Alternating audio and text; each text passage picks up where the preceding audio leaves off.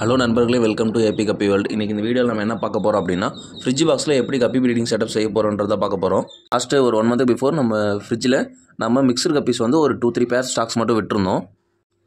1 மந்த்தாக நான் வந்து அதை கண்டுக்கவே இல்லை.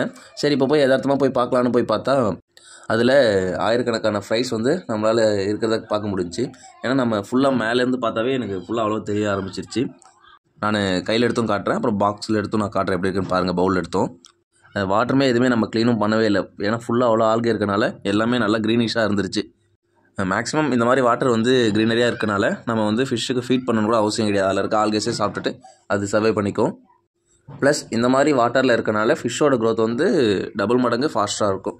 இந்த மாதிரி டைமில் ஃபிஷ்ஷஸ்க்கு வந்து நீங்கள் லைவ் கல்ச்சரை ஃபீட் பண்ணணும்னு அவசியமே கிடையாது. நீங்கள் நார்மலாக ஃபார்ம் ஃபுட்டே ஃபீட் பண்ணிக்கலாம். அப்படி இல்லைனா உங்கள் நியர்பை பெட் ஷாப்பில் கப்பி டெட்ரா பிட்ஸ்னு வச்சுருப்பாங்க, நீங்கள் அந்த மாதிரி கூட நீங்கள் வாங்கி ஃபீட் பண்ணிக்கலாம். ஓகேங்களா? நாம் அது மட்டும் கொடுத்தாவே நம்மளுக்கு நல்ல ரிசல்ட் கிடைக்கும். இப்போ எனக்கு தெரிஞ்சே ஃப்ரைஸோட சைஸஸ் எல்லாம் பார்க்கும்போது இதில் மொத்தம் 3 பேட்சஸான ஃப்ரைஸ் இருக்குதுன்னு நினைக்கிறேன். ஏன்னா இதில் மீடியம் சைஸும் இருக்குது, ரொம்ப சின்னஸும் இருக்குது, கொஞ்சம் பெரிய சைஸும் இருக்குது. மொத்தம் 3 வகை 4 வகையான பேட்சஸும் இதில் இருக்குது. இப்போது இந்த வீடியோ மெயினாக நான் எதுக்கு போடுறேன் அப்படின்னா, நம்மக்கிட்ட மிக்சர் கப்பீஸ் ரொம்ப நாளாக கேட்டுட்டு இருந்தீங்க. அது பல்க் பேர்ஸாக ஸ்டாக்ஸ் இல்லை, லிமிட்டடாக இருந்துச்சு. ஸோ லோக்கலில் நம்ம கொடுத்துட்ருந்தோம். இப்போ மிக்சர் கப்பீஸும் நம்மக்கிட்ட ஸ்டாக்ஸ் இருக்குது. ப்ளஸ் அதோட வாட்டர் லில்லி பிளான்ட்டும் கேட்டிருந்தீங்க. ஸோ அதுவும் நம்மக்கிட்ட இப்போ சேலுக்கு நம்ம கொண்டு வந்திருக்கோம். இப்போதைக்கு இந்த ஒரு கலர் மட்டும்தான் நம்மக்கிட்ட இருக்குது. இது தனியாக இமேஜ் வேணும் அப்படின்னா நீங்கள் டிஎம் பண்ணுங்கள், நான் உங்களுக்கு ப்ரைவேட்டாகவே நான் சென்ட் பண்ணுறேன். இப்போதைக்கு இந்த சிங்கிள் கலர் மட்டும்தான் இருக்குது. ப்ளஸ் அதோட நம்மக்கிட்ட ஃபார்ம் ஃபீடும் இருக்குது. ஃபார்ம் ஃபீட் வந்து இப்போதைக்கு நம்ம 100 கிராம் அந்த மாதிரி நம்ம கொடுத்துட்ருக்கோம். ஓகேங்களா? கேஜி கணக்காக வேணும்னாலே சொல்லுங்கள், நம்ம 100 கிராம்லேருந்தே நம்ம கொடுத்துட்ருக்கோம். இப்போது இதிலேருந்து பேரண்ட் ஸ்டாக்ஸ்லாம் எடுத்துகிட்டு வெறும் ஃப்ரைஸ் மட்டும் இதில் விட்டுட்டு நம்ம பேரண்ட் ஸ்டாக்ஸ்க்குன்னு தனியாக ஒரு ஃப்ரிட்ஜ் செட்டப் செஞ்சு நம்ம அதில் விட போகிறோம். ஃபஸ்ட்டு இதிலேருந்து பேரண்ட் ஸ்டாக்ஸ்லாம் நம்ம தனியாக எடுத்துக்கிட்டோம். இதில் வந்து கப்பீஸும் இருக்குது, வெயில் டைல் ஜீப்ராவும் இருக்குது. மண் தோண்டும் போது நம்மளுக்கு வந்து நிறைய மண்புழுவெல்லாம் கிடச்சிச்சு. ஸோ அதெல்லாம் நம்ம பேரண்ட்ஸ்க்கு வந்து நம்ம ஃபீட் பண்ணிட்டோம்.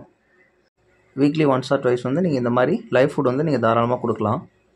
நம்ம வீட்டிலேருந்து இன்னொரு ஃப்ரிட்ஜ் எடுத்துக்கிட்டோம். அதில் வாட்டர்லாம் லீக் ஆகாமல் இருக்கிறதுக்காக ஹோல்ஸ் இருந்ததை நம்ம எம்சில் போட்டு ஒட்டிட்டோம். கொஞ்சம் நேரம் ட்ரை பண்ணிட்டதுக்கப்புறம் கீழே வந்து ஒரு 1 or 2 இன்ச்சுக்கு நான் மண் கொட்டிட்டு நம்ம வந்து இப்போ இதில் லில்லி பிளான்ட் டேங்க் தான் செட் பண்ண போகிறோம். ஸோ அதனால் நல்லா மண் கொட்டிடுறோம். மண்ணுக்கு மேலே ஒரு 1 லேயருக்கு வந்து களிமண்ணும் கொஞ்சம் கொட்டிடுறோம். களிமண் எல்லாம் கொட்டிட்டதுக்கப்புறம் வாட்டர் ஃபில் பண்ணிவிட்டு வாட்டருக்கு மேலே இருக்கிற டஸ்ட்டெல்லாம் கொஞ்சம் ரிமூவ் பண்ணிவிட்டு, முடிஞ்ச அளவுக்கு டஸ்ட் ரிமூவ் பண்ணிட்டோம். பட் இருந்தாலும் கொஞ்சமாக இருக்குது, அது நோ இஷ்யூ. அதுக்கப்புறம் லில்லி பிளான்ட்ஸ்லாம் செட் பண்ணிவிட்டு நம்ம பிடிச்சி வச்சுருந்த பேரண்ட்ஸ் எல்லாத்தையுமே நம்ம பொறுமையாக அதில் நம்ம விட்டுடலாம். இதோட ப்ரீடிங் ரிசல்ட் எப்படி இருக்குன்றதையும் லில்லி பிளான்ட்ஸ் எப்படி க்ரோத் பண்ணுறதுன்றதையும் நாம் அடுத்த வீடியோவில் பார்க்கலாம். தேங்க்யூ.